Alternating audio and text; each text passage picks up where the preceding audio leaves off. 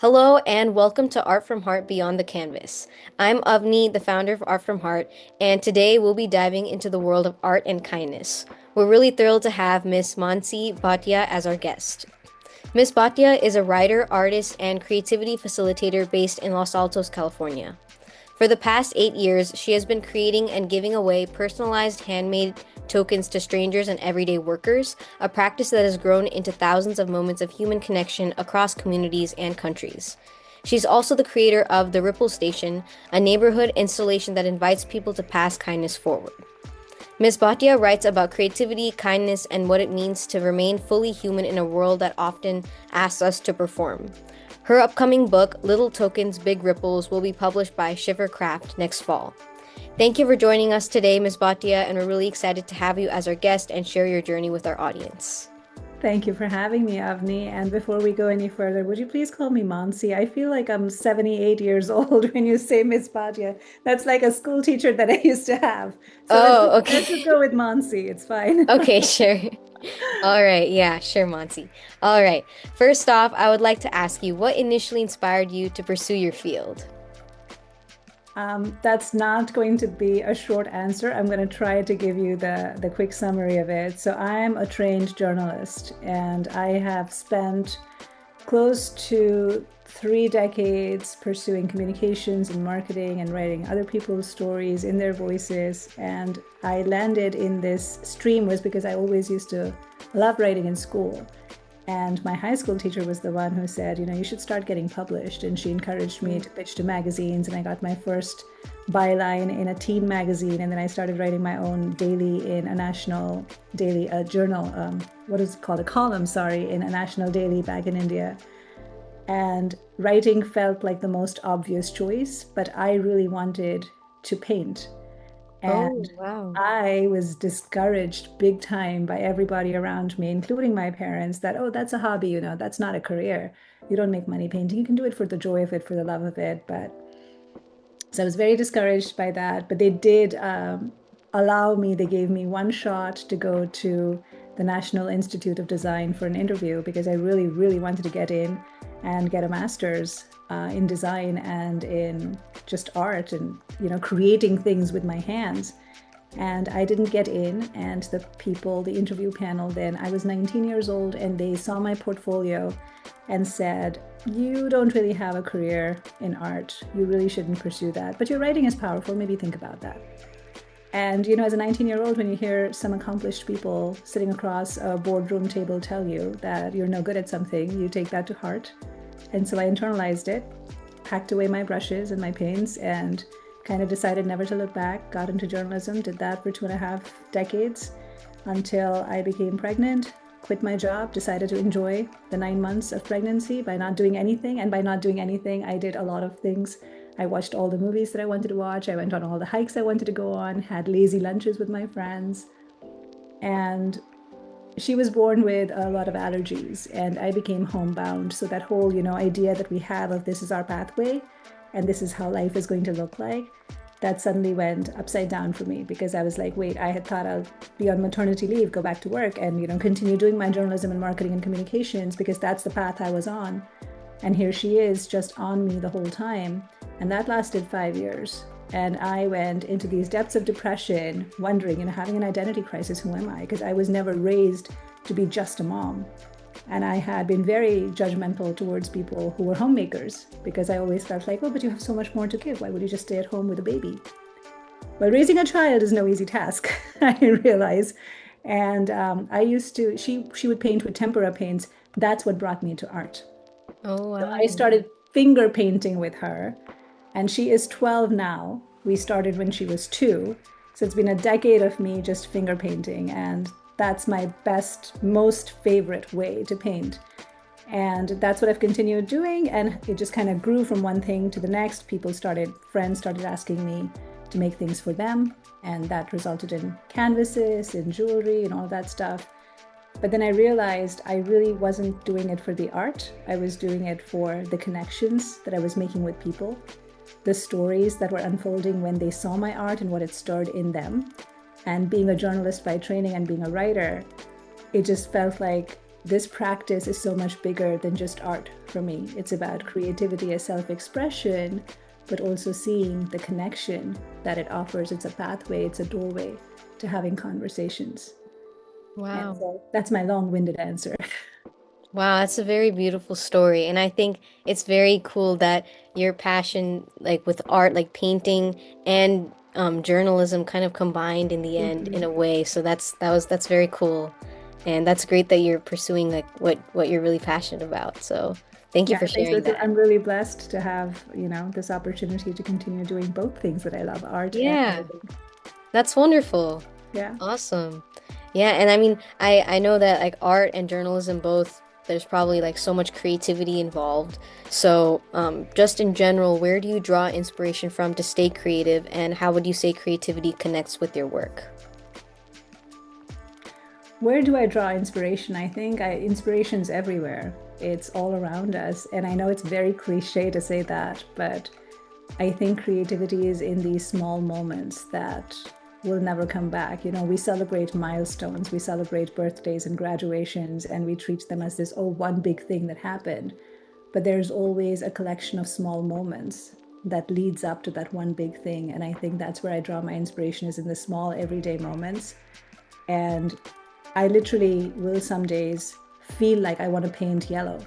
And so all I do is paint with yellow that day. Or I will feel like I want to just make a mess and I make mud. I just mix all the colors. And, as artists, everyone's like super scared of making mud because nobody wants to make brown. But if you look outside, all the tree trunks are brown. you know, it's part of nature. And I think just embracing everyday moments, I think that's where I draw my inspiration from. And creativity is just kind of intersected into those life moments. I don't have a lot of people who have read the book The Artist's Way set aside time for doing morning pages and they have like dedicated studio times. I have this room which we turned into my studio. It looks like a mini Michael's, but It I looks literally great. will put the pasta water to boil in the kitchen and I haven't done anything with my hands that day. And I will just walk in here, pick up some paints. I always have some paper ready to go, put some paints on, spread it around, and then, oh, the timer goes off. Put the pasta in there, come back, play for 5 more minutes, go back out again, turn the gas off, let the pasta sit, come back. I don't finish things in one sitting. I don't have dedicated studio time. So I Mm. think it's a misnomer.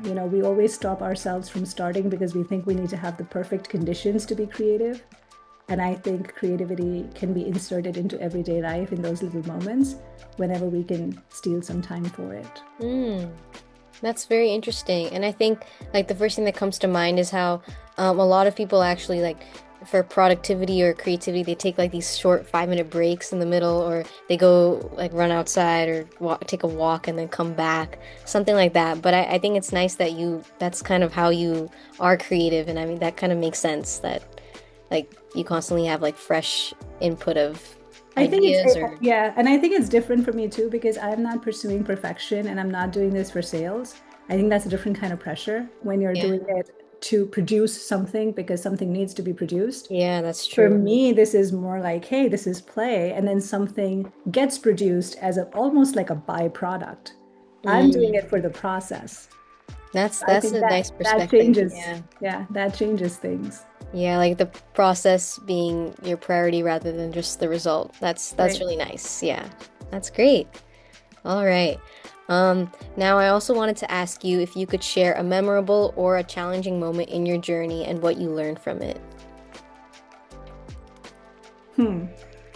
So many memorable moments. I will just share one from last week. We were in Switzerland, and this was the sixth day of our 7-day travels. And I had been painting in the train, in the restaurants, and on the patio, everywhere. So I made these little tokens. So what I had done at home, I'll show you an example because it's much easier to explain if I show you. So this is the remnant pouch from the trip. Oh, wow. So I had made 250 of these before I left and Oh. just abstract stuff, right? So this is me just putting paint on paper. And I took this with me, and then I had a gold pen, a white pen, and a black pen. So because I had these, I would then draw on this like a leaf or a motif or something, or just abstract stuff. Mm. And on the back, I always write.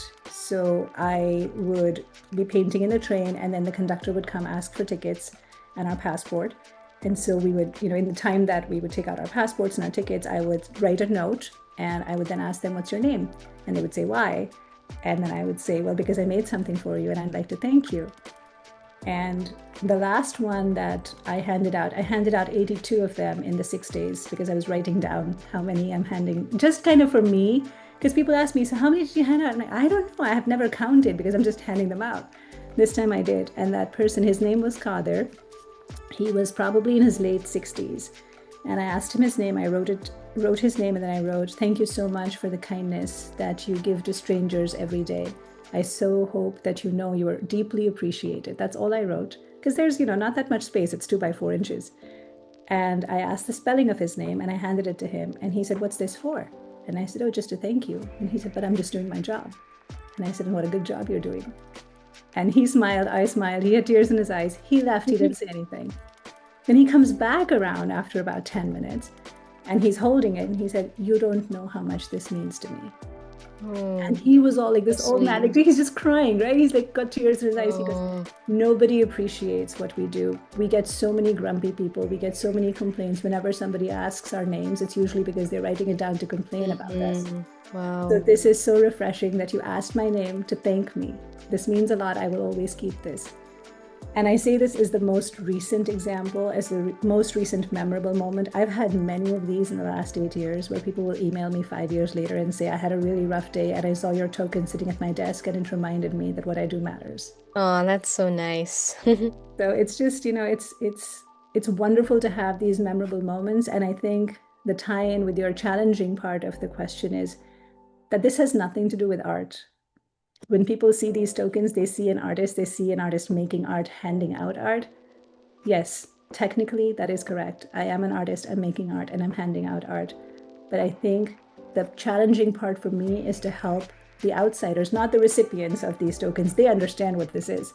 It's people looking from the outside, for them to understand that this is just an invitation to start a conversation and build a connection with another human being so that we can see each other outside of our roles, not as guest and host, not as train passenger and conductor, not as patient and doctor, but as humans, and connect with them.